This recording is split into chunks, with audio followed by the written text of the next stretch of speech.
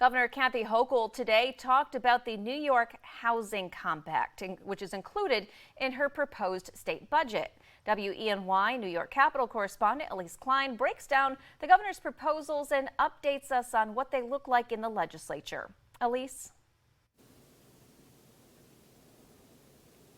Renata, housing is a big part of Governor Hochul's budget plan this year. And today she highlights elements of her housing compact, which include housing growth targets for each community. And she really stresses that communities need to start building.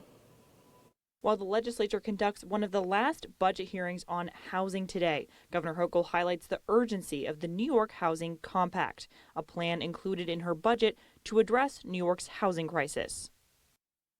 People deserve the dignity of a good home, and I want to make sure that they know that we're not afraid of this. Hochul's housing compact includes $250 million in infrastructure funds and $20 million in planning funds for new housing production statewide. Hochul says planning funds are particularly important for smaller communities who don't have as many resources.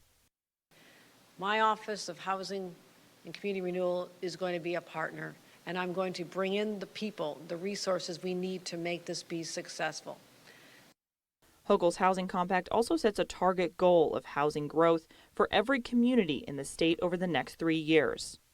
In the coming weeks, as she heads into budget plan negotiations, Hochul says she is optimistic the housing compact will have bipartisan support from the legislature. And if you talk to anyone in real estate, even in small communities upstate, people are being priced out of their hometowns. So I believe that the legislators who listen to their constituents will come back here and we'll do the right thing together.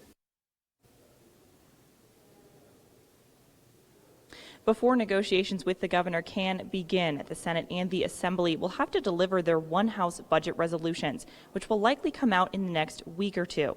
For WENY News, I'm Elise Klein. Back to you, Renata.